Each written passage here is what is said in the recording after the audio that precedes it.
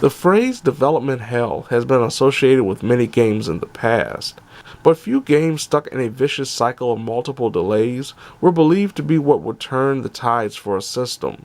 In 2007, Xbox 360 gamers were gifted an innovative experience that would cultivate a following, begging for not only a sequel, but also the game giving credit for innovating in a genre every developer wanted to become associated with, as the popularity of Grand Theft Auto made open-world games the it thing in gaming. Crackdown allowed gamers to take control of super-powered cops, looking to defend their city against crime by blowing up stuff with military-grade weaponry.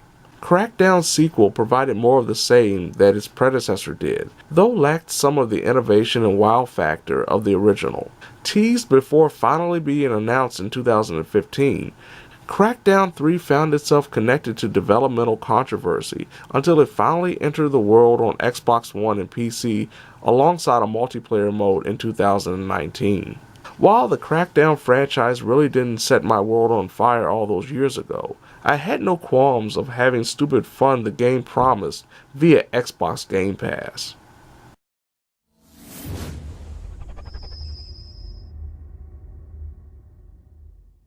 Similar to so many action open-world games before and most likely after it, Crackdown 3 is rooted in the prototypical genre tropes, with a bevy of enemy areas that must be conquered before taking on a boss, all the while collecting items, completing races, and stunt challenges, with optimization issues all the while as the game tries to keep up with the action.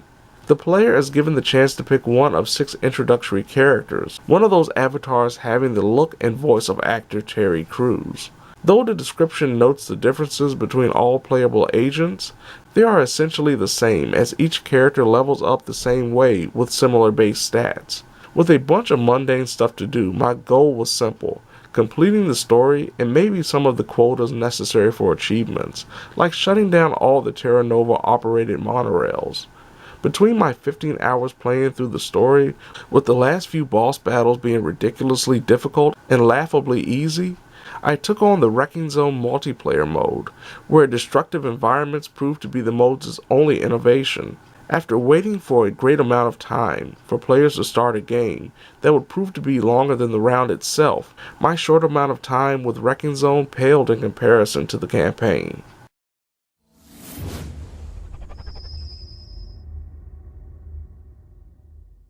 No matter if the player is taking control of Terry Crews' character Commander Jackson, or some other one-person army ready to destroy an entire corporation built on mining hazardous chemicals and making poor people work for crumbs because they can't find anything else better on the island of New Providence, Crackdown 3 makes it feel like it's 2007 all over again.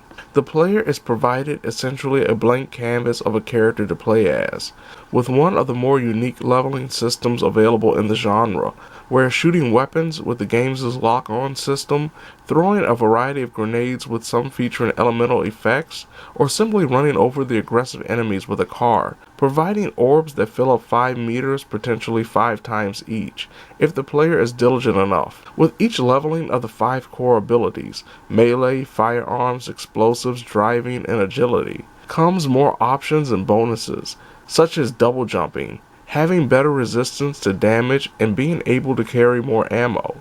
Interestingly enough, only agility is free from upgrades through usage, as agility orbs scattered around the city build up that meter necessary for the player's avatar to shoot across the sky like a low-powered rocket, with the rarer hidden orbs providing all 5 orb types for ability meter growth. Attaining weapons and vehicles also works incredibly well, as any weapon dropped by an enemy can be picked up and added to the player's inventory. Both vehicles and weapons can be switched in and out via supply point areas. Areas open whenever the agent enters a designated supply point region. There are also weapon stashes placed around the city that may provide a gun not held by any enemy. Vehicles are a little more difficult to gain, with certain automobiles, specifically the enemy's armored trucks, not being able to be entered until the character reaches level 2 on the driving meter. Running around, blowing up enemies with a bevy of weapons, struggling with the game's driving mechanics would be fun enough, But Crackdown 3 has an objective for its main agent. The player must take control of the aforementioned monorail systems, shut down chemical mines, and scale propaganda towers, to build up another set of meters that will make one of the 7 bosses, including the main target, vulnerable for death.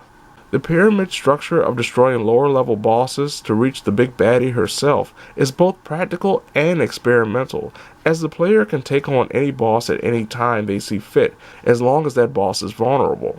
Each mission has a percentage rate of survival, and some of the harder activities needed to make those bosses easy pickings aren't structured for low-level agents, such as taking down defensive rocket launchers. Unfortunately, completing the missions necessary to take on those bosses is repetitive at best and mind-numbing at worst. For every fun tower to climb, there is a panel that must be hacked while the agent is getting shot at without any type of defensive method to stop the madness.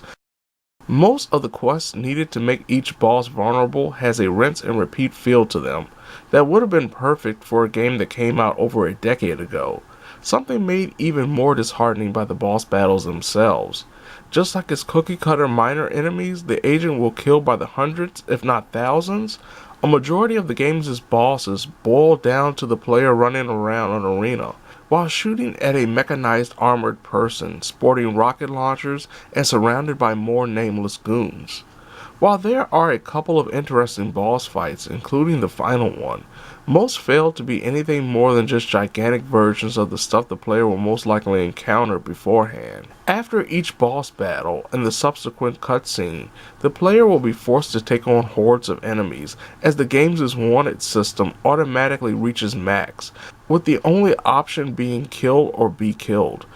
The latter actually resetting the wanted levels, meaning there is no reason to even waste ammo fighting back. Outside of simply running and gunning is more running, via races and stunt challenges, usually involving hopping from rooftop to rooftop, or simply driving through checkpoints. Co-op is back with the player being able to bring a friend into the crazy world, ready to be saved through epic violence.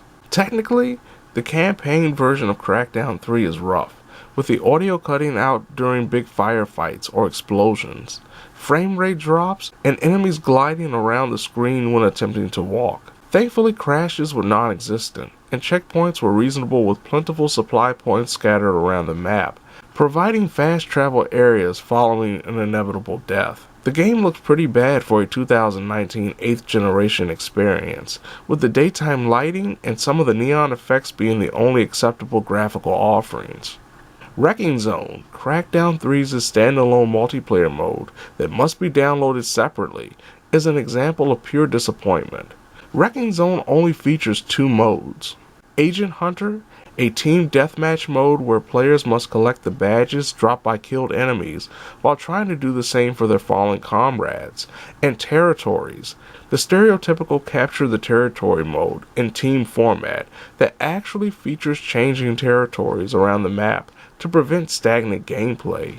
There is no ranking or progression systems, with the overall mode lacking that special something to keep players coming back for more. Environmental damage is only available in Wrecking Zone and just adds to the disappointment, as games like Red Faction Guerrilla did a better job at presenting procedurally generated destruction. Crackdown 3 isn't a bad game or even a misfire, but just something made with a template from a generation ago without any form of evolution. In the end, Crackdown 3 avoids the potential of being horrendous, instead becoming forgettable by being mediocre.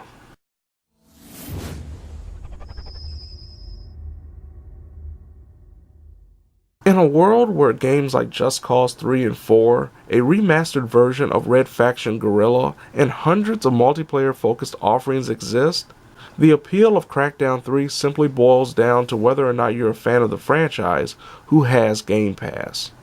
Not even the most dedicated Crackdown supporters can say this game is worth the full price.